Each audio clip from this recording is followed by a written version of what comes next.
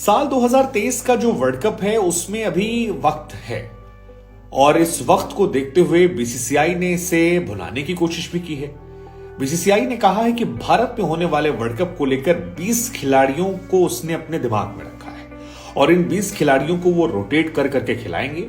इनमें से जो अच्छा खेलेगा, जो उनकी नजर में अच्छा होगा, फिटनेस, परफॉर्मेंस, उसे वो आखिर में 15-16 में डाल देंगे जो वर्ल्ड कप खेलने जाएगा। अब क्योंकि 20 खिलाड़ियों का नाम जो है वो तो बताया नहीं गया, सिर्फ ये कहा गया 20 खिलाड़ी हैं जो बीसीसीआई के दिमाग में। तो हमें लगा कि आइए क्यों ना उन 20 खिलाड़ियों को डिकोड करते हैं जो बीसीसीआई के दिमाग में हैं। सबसे पहले बात करते हैं उन लोगों की जो खालिस बल्लेबाज हैं। रोहित शर्मा का खेलना पक्का है, बशर्ते उनकी फिटनेस को एंड मौके पर कुछ ऐसा ना हो जाए। हालांकि रोहित के वर्कलोड मैनेजमेंट को देखते हुए ही हार्दिक पांड्या को टी20 में कैप्टेंसी दी गई है या कई जगह पर साल में आप देखेंगे उन्हें ब्रेक दिया जाएगा। रोहित यहां ओडीआई पे फोकस करेंगे और 2023 वर्ल्ड कप उनके दिमाग में रहेगा। कोशिश करेगा बीसीसीआई कि उन्हीं की अगुवाई में 2023 का जो वर्ल्ड कप भारत में खेला जाएगा वो खेला जाए। तो रोहित शर्मा पक्का यहां। अब अगर दूसरा नाम आपके जहन में शिखर धवन का आ रहा है तो हम आपको बता दें कि शिखर धवन इस बार शायद 20 का हिस्सा नहीं होंगे। शिखर धवन का वनडे करियर जो है वो संभवतः खत्म हो गया, या वनडे क्या कहें कि उनका जो करियर है, इंटरनेशनल करियर, उससे आप फिनिश्ड कह सकते हैं। हाँ, ये अलग बात है कि वो आईपीएल में कुछ सोच से परे कर दें तो उनके लिए दरवाजे खुल सकते हैं, अदरवाइज बहुत मुश्किल है। शिखर धवन को इस 20 का हिस्सा नहीं बनाया जाएगा। कौन हिस्सा होगा? शुभमन गिल इसका हिस्सा होंगे। और शुभमन गिल जिनके बारे में कहा जाता है कि वो अच्छे परफॉर्मर हैं, बड़े फॉर्मेट में वो बहुत अच्छा खेलते हैं, टेक्निकली बहुत स्ट्रांग हैं और क्लास प्लेयर हैं, उन्हें वनडे में मौका मिलेगा, 20 में मिलेगा। मैं प्लेइंग 11 की बात नहीं कर रहा हूं, लेकिन टॉप 20 प्लेयर जिनमें बीसीसीआई इन्वेस्ट करेगा उसमें इनका भी नाम रहेगा। इसके अलावा एक और खिलाड़ी हैं विराट कोहली के बारे में कोई हमें डाउट नहीं है। भारत में मैच है, विराट कोहली भारत के टॉप खिलाड़ी रहे हैं। फिलहाल बीते कुछ दशकों में विराट नंबर 1 परफॉर्मर रहे हैं, तो विराट कोहली भी अपनी जगह यहां पर बना रहे हैं। सूर्य कुमार यादव एक ऐसे खिलाड़ी जिनका वनडे में बहुत अच्छा रिकॉर्ड तो नहीं रहा है, लेकिन हम सभी जानते हैं कि वो किस स्तर के खिलाड़ी हैं और टी20 में उन्होंने क्या करिश्मा दिखाया है। और कहते हैं कि class permanent, form is temporary. तो सूर्य कुमार यादव भी यहाँ रहेंगे और इनका साथ देने के लिए श्रेयस अय्यर जो वनडे में स्टार खिलाड़ी हैं, बीते कुछ सालों में बहुत अच्छे परफॉर्मर रहे हैं, वो भी यहाँ पर बैट्समैन में रहेंगे। और अब बात करते हैं विकेट कीपर। अब विकेट कीपर में ईशान किशन परमानेंट रहने वाले हैं। 200 रन मारने के बाद ईशान किशन को कोई हटाने वाला नहीं और ईशान किशन वर्ल्ड कप के प्रमुख दावेदारों में है। मेरे हिसाब से प्लेइंग 11 का भी हिस्सा होंगे। रोहित शर्मा के साथ हो सकता है ओपनिंग करते हुए नजर आए। और जिस हिसाब से टी20 मैच में उन्होंने विकेट कीपिंग की थी, विकेट कीपर के तौर पर आप उन्हें देख सकते हैं, तो ये एक पॉजिटिव साइन है। तो ईशान किशन जो है वो पक्का रहने वाले हैं, उनको कोई हटाने वाला नहीं है। दूसरा विकेट कीपर जो है वो केएल राहुल हो सकते हैं। केएल राहुल इसलिए हो सकते हैं क्योंकि बीसीसीआई उन पर बहुत ज्यादा भरोसा करती है और इस भरोसे की वजह से उन्हें मौका मिलेगा। प्लस केएल राहुल के साथ एडवांटेज ये कि उन्हें आप ओपनिंग और 4 नंबर खिला सकते हैं। हालांकि मुझे लगता है कि वो बैकअप विकेट कीपर होंगे, उन्हें खेलने का मौका नहीं मिलेगा क्योंकि ओपनिंग में ईशान किशन आ जाएंगे और मिडिल ऑर्डर में उनका कॉम्पिटिशन सूर्य कुमार यादव या श्रेयस अय्यर से है और दोनों जगह वो पीछे रह जाते हैं करंट फॉर्म को देखते हुए। कुछ महीनों पहले या कुछ साल पहले वो बात अलग हुआ करती थी। तो केएल राहुल एक बैकअप विकेट कीपर होंगे। जहां तक बात ऋषभ पंत की है, मुझे लगता नहीं कि ऋषभ पंत इस 20 का हिस्सा होंगे क्योंकि वो चोटिल हैं। 6 महीने कम से कम वो बाहर रहेंगे और 10 महीने बाद वर्ल्ड कप है। तो मुझे लगता है कि ये जो 20 वाली बात है, क्योंकि बीसीसीआई ने ऋषभ के चोटिल होने के बाद कही थी, लिहाजा ऋषभ पंत इस 20 का हिस्सा नहीं है और वर्ल्ड कप में उन्हें हम नहीं देखने वाले हैं। संजू सैमसन क्या इन होंगे? व्यक्तिगत मेरी चॉइस हाँ, लेकिन होंगे भी तो ऐसा लगता नहीं प्लेइंग 11 का। अब बात आती है ऑलराउंडर्स की, तो भारत के 2 प्रीमियम ऑलराउंडर हैं।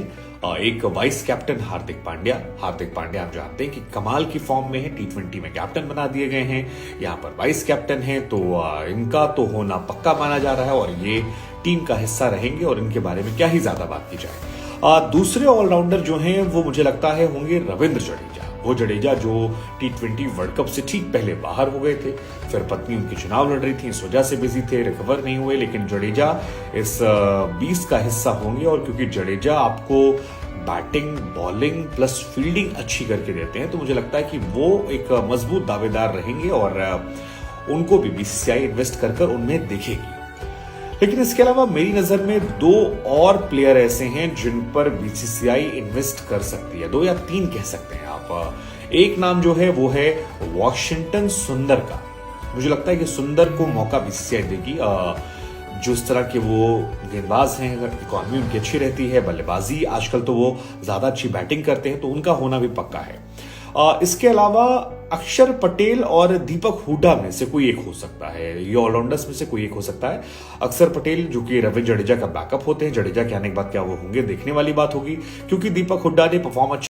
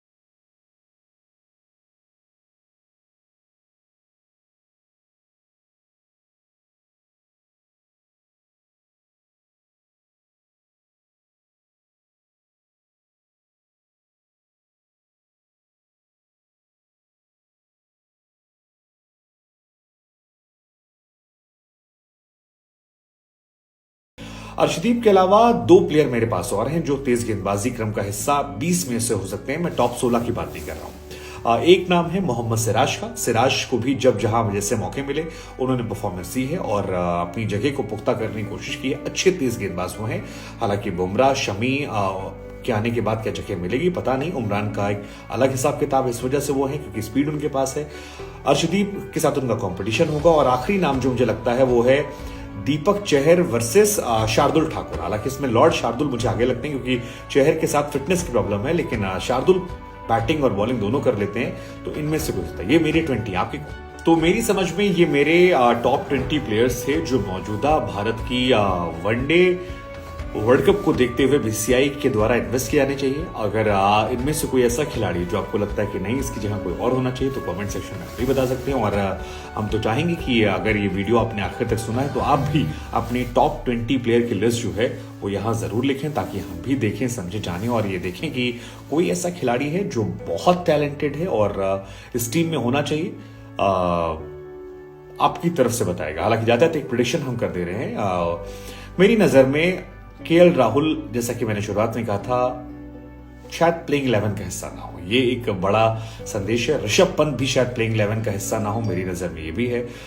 ऐसा भी हो सकता है कि शुभमन गिल को भी प्लेइंग 11 में मौका ना मिले। और ये तीन नाम ऐसे जिनके बारे में कम ही लोग सोच सकते हैं कि ये तीनों प्लेइंग 11 का हिस्सा नहीं होंगे। ऋषभ पंत चोट की वजह से, शुभमन गिल ईशान की वजह से। मुझे लगता है ईशान ग्रो करेंगे और बाकी नाम ने बताया आपको।